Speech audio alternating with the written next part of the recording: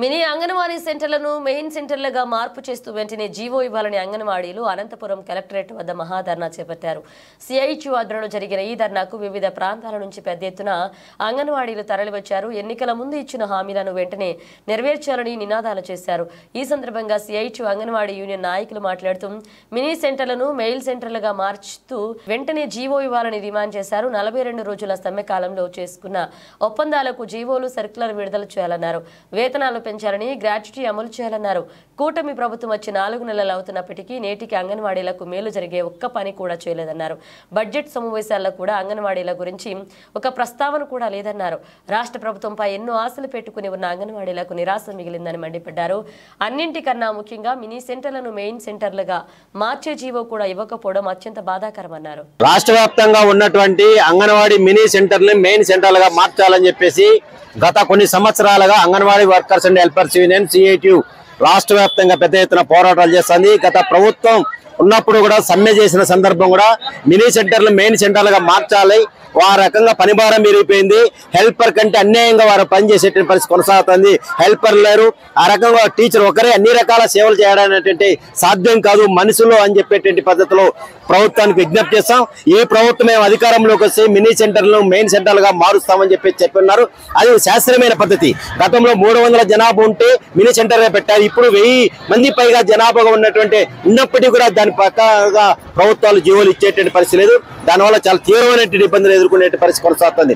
అందుకని మెయిన్ సెంటర్లుగా మార్చాలని చెప్పేసి మేము సీటుగా కోరుతున్నాం. అందుకే మేము అధికారంలోకి వస్తే ఖచ్చితంగా చంద్రబాబు నాయుడు గారు కూడా కుప్పంలో అంగన్వాడీ సెంటర్లకు సమ్మె చేసిన సందర్భంగా వెళ్ళి మేము అధికారంలోకి వస్తే మీకు న్యాయం చేస్తామన్నారు. మరి ఇప్పుడు 5 నెలలు గడుస్తుంది. మరి ఏమి ఆ న్యాయం ఎందుకు చేయలేదని చెప్పేసి మేము అడగదలుచుకున్నాం.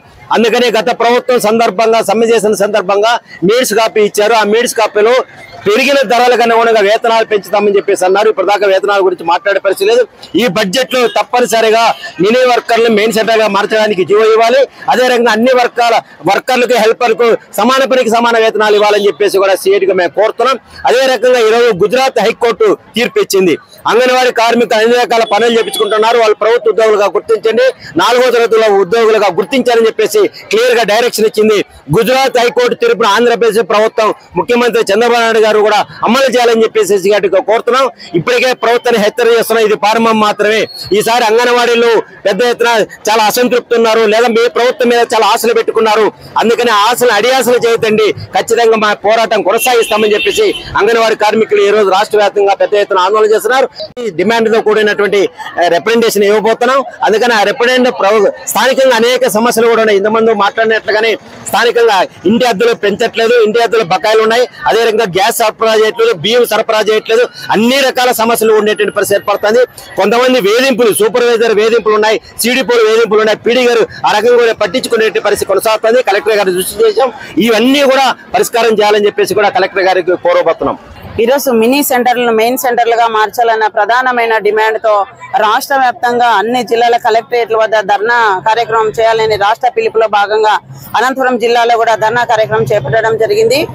మినీ వర్కర్లు 2 పనులు, వర్కర్ పని, ఆయా పని 2 పనులు చేసుకుంటూ చాలా ఇబ్బందులకు గురవుతున్నారు. వాళ్ళు యాపులు చేయాలి, అలాగే వంట వండాలి, క్లీన్ చేయాలి, పిల్లల్ని పిలుచుకొచ్చుకోవాలి.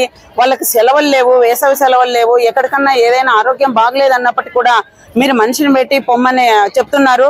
కాబట్టి మినీ వర్కర్లు చాలా ఇబ్బందులు పడుతున్నారు. కాబట్టి మనము 42 రోజుల సమ్మెలో డిమాండ్ మినీ వర్కర్లందరినీ మెయిన్ వర్కర్లుగా చేయాలన్న ప్రభుత్వ హామీని అమలు చేయాలని చెప్పేసి 8 నెలలుగా మనము అడుగుతున్నాము.